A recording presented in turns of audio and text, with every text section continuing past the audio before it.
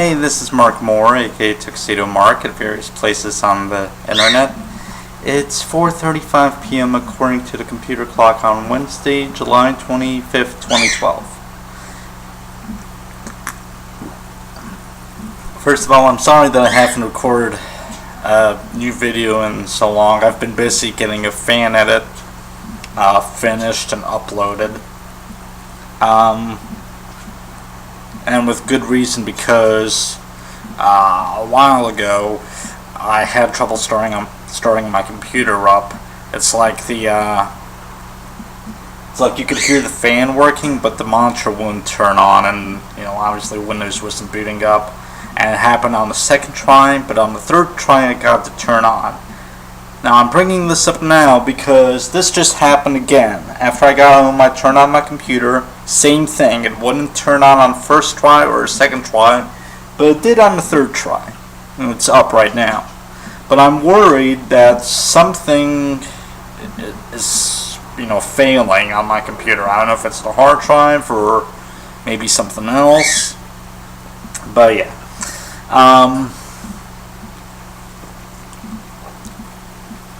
Anyway, so I've been getting the fan edit done. It's Mary Jane. It's a fan edit of the first Spider-Man film.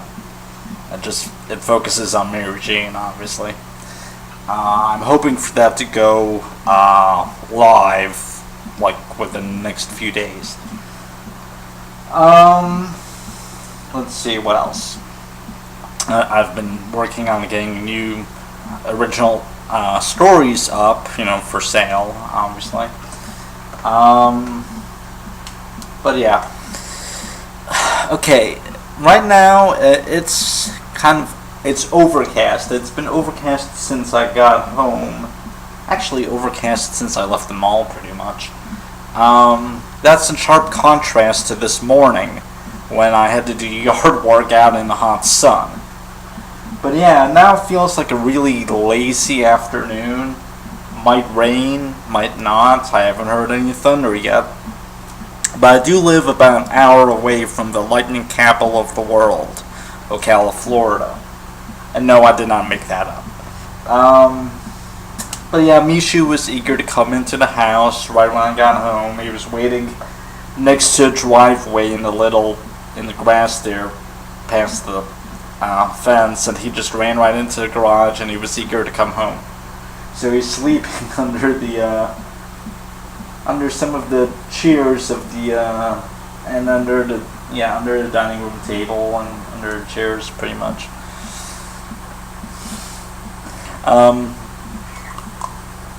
Okay. A Dark Knight Rises. Okay, so I just got back from seeing this. Now, I suppose I ought to address the Aurora shooting, the tragedy. I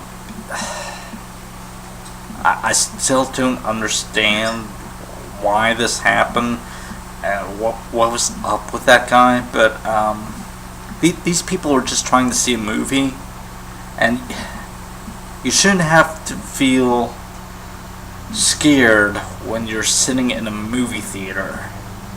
I mean, it's like there's no place that you can feel safe anymore. People are just obsessed with guns and stocking up on guns and ammo and killing people. It's really horrible. I mean, I know this is gonna raise controversy, but I'm in favor of completely outlawing guns for the general public. They should be used only by military and law enforcement. It obviously won't stop all murders, but it'll definitely make it harder for the average psycho on the street to get a gun. So it'll definitely reduce gun-related fatalities, and that's a good thing. But no, you got these Second Amendment people that are like, it's our right to bear arms. You know what? The Second Amendment does say that people's right to bear arms shall not be infringed or whatever. But the thing is, we know if by the people they meant like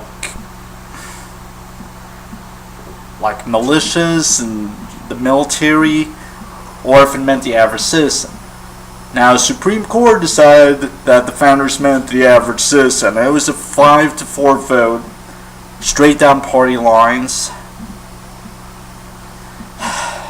Yeah. Okay. And guess what? Second Amendment doesn't say anything about guns. Just say, okay, we're gonna outlaw guns. Oh, but that's against our Second Amendment rights. No, it ain't. The Second Amendment don't mention guns. Here, you can arm yourselves with pocket knives. There. You have the right to bear arms. There you go. Freaking gun-loving idiots. Alright, enough of that, though. About the movie.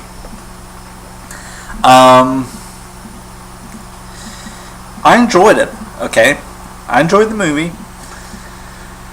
Now here's the thing. I rewatched The Dark Knight last night, kind of to refresh my memory. But the thing is, I really didn't have to, as it turned out, because the movie doesn't reference too much from the second film. I mean, there's some flashbacks to Two-Face, to Harvey Dent, and they talk about Harvey Dent a lot, but guess who they don't talk about? The Joker. He's never seen, never mentioned. Honestly, there's more flashbacks to Batman Begins than there is to The Dark Knight. I understand that Christopher Nolan didn't want to try to make some kind of in-story excuse to cover up a real-life tragedy, but yeah, so it's remarkable just how much of the second film is rendered pointless by this film. Obviously, you can't cut the second film out entirely, but I would like to see someone fan edit Batman Begins as much as needed of The Dark Knight, get rid of Rachel, get rid of the Joker, and then The Dark Knight Rises, and remove any mentions of Rachel's death or whatever.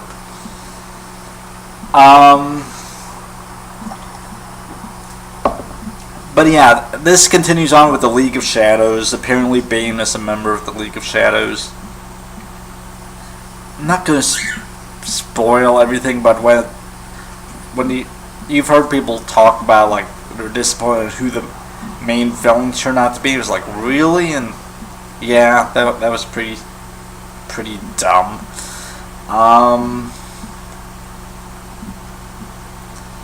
Yes. And it starts out with Bruce being a recluse. I mean a rhyme. In his own mansion, basically. He's been neglecting his company for like 8 years now. Yeah, they advanced the timeline 8 years instead of 4 years. And we really don't know when the movie's supposed to occur, but technically none of the movies mention the year. So apparently it's 8 years after Dark Knight. So what, is it supposed to be like 2016? On the other hand, you get the impression from the ending of Batman Begins that The Dark Knight is supposed to happen pretty much like right after it. So, maybe it is around 2012 in the film's universe. Maybe Dark Knight was supposed to occur in 2004 or 2005 or whenever. And let's see. Bruce has an injured foot or an injured leg and he's walking with a cane. Where did that come from? It's never addressed.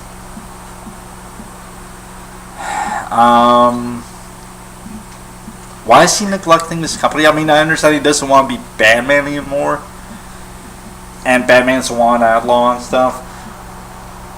But why has Bruce Wayne retreated from the world. Now, supposedly, he's all upset over Harvey Dent's death and that he became corrupted and stuff like that. But come on, it's like, oh, this one guy, this one kind of nice guy that I knew for a few weeks. I thought I might put all the hopes for the future of Gotham on. Turns out to be a bad guy. I don't want to face the world anymore. He was able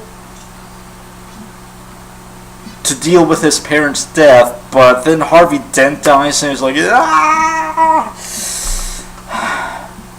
If he had said it was because of Rachel dying, then okay. But Harvey Dent, that really doesn't make sense. And then it's like the plan is to finish what Ra's al Ghul started in the first film by destroying Gotham. Why?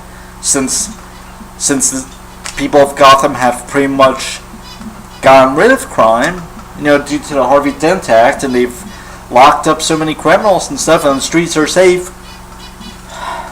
Why does the League of Shadows still want to get rid of Gotham? I mean, it's like they're being like, you can't improve yourself, so we're still going to destroy you. Doesn't make sense.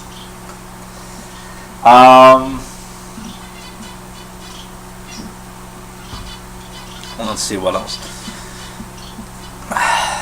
The whole thing with the prison that Bruce gets thrown in, and then he escapes and he flies like all the way around the world and gets back on into Gotham. I've read explanations online for how he did that. Okay, fine, so I won't go into it. But let's see.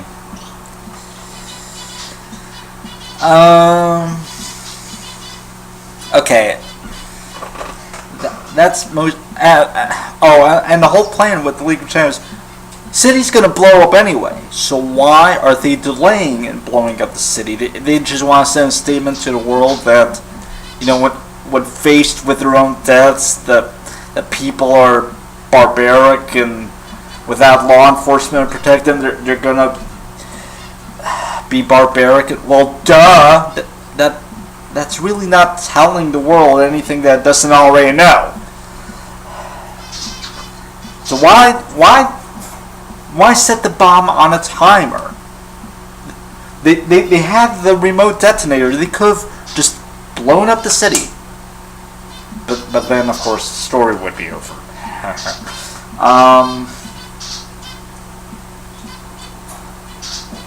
Okay, so that's pretty much what didn't work in the film. Now, as for what I like, there are some really good moments in it. And okay, Anne Hathaway is Catwoman. Awesome. Well, I was not a fan of Anne Hathaway before this. I saw part of the first Princess Diaries, I think. It was kind of cute, but I wasn't a fan of hers at all.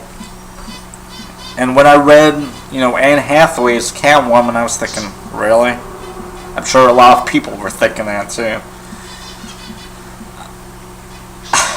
She blew me away. It was a great performance, great character. I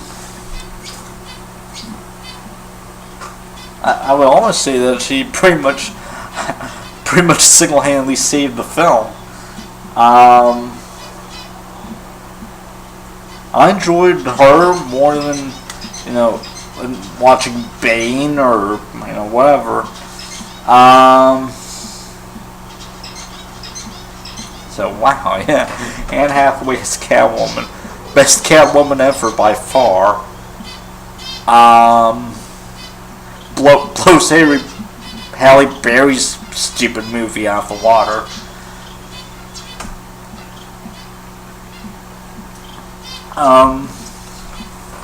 Now, okay, but one thing that I have to address about Catwoman. By the way, she's never called Catwoman in the movie. She's referred to as a cat burglar and stuff like that. And she wears goggles like she does in comic books. And when she puts them up on top of her head, the goggles, it makes it almost look like cat ears. So that and the fact that she's a cat burglar, yeah. But they never say Catwoman anywhere in the film.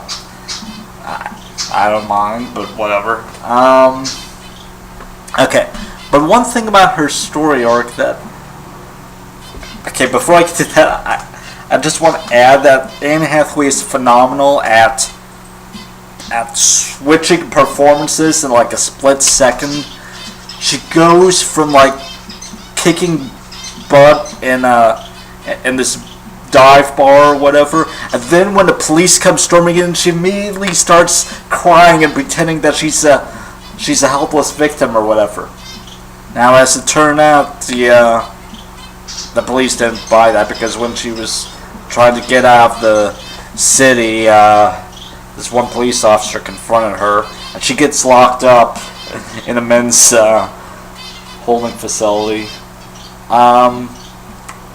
But anyway, about her plan. Her plan is to get something called the Clean Slate Program.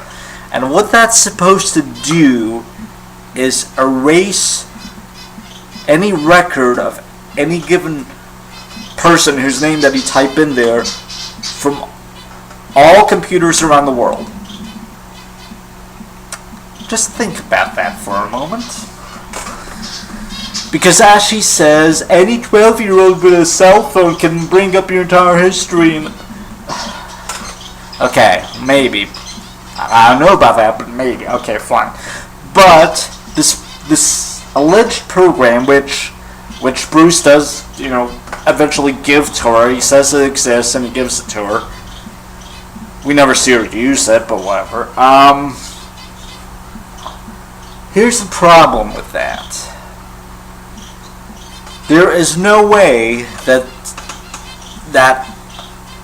program, we'll assume it's a computer virus or something, will erase every single record on every single computer throughout the world that has a certain person's name on it. There's just no way that could realistically work. And besides that, what about CD backup copies? I'm sure that the police archive their records. What about hard copies? I mean, we're talking about it being a digital world, but it's far from a paperless society. All the police departments where she has criminal records, they're still going to have those hard copies sitting in file cabinets. So I don't see what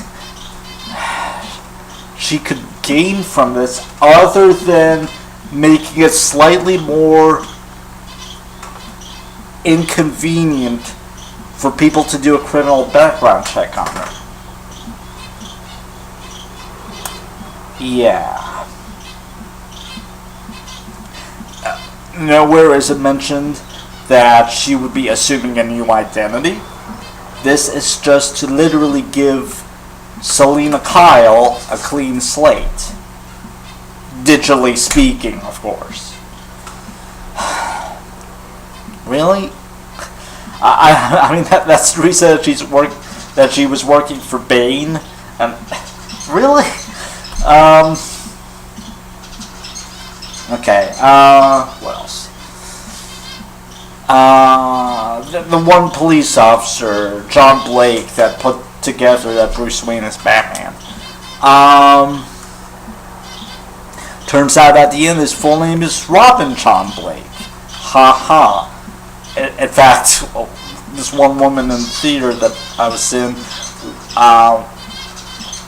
when the woman tells John Blake, "Why don't you use your full name?" I've always liked it, Robin. And then the audience member was like, yeah, it's kind of cute, but it's not based on any one Robin character. They kind of took traits from all three of them and put them together into his new character. And he finds the Batcave at the end, so he finds the Batcave, and also Police Commissioner Gordon finds out that the bat signal that he destroyed at the end of The Dark Knight has suddenly been rebuilt. Why is that? I mean, is Robin going to become the new Batman? Or what? I mean, and this is the end of the trilogy, so it's like they're kind of sequel baiting, but I don't know. Will we get a Robin spin-off or a Nightwing spin-off? I don't know. Or will this guy be a new Batman? But from what I heard, they're just gonna reboot the Batman franchise anyway.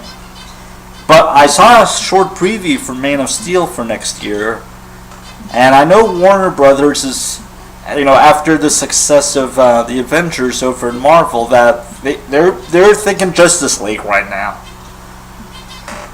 So what I would do, and Christopher Nolan is producing Man of Steel, so what I would do is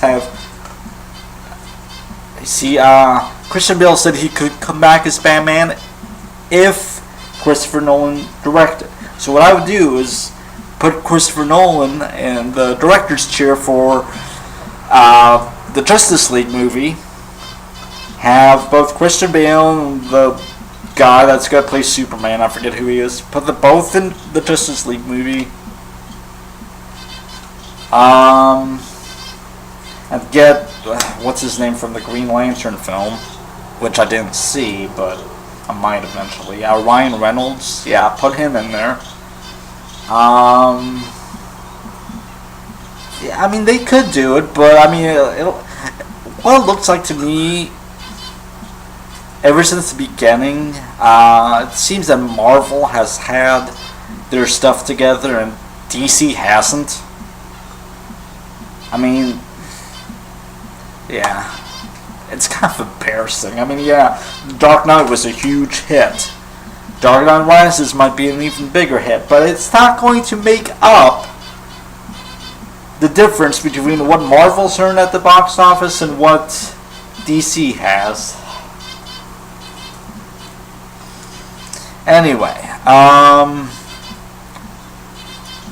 so final thoughts. The movie was good. Go see it in the theater.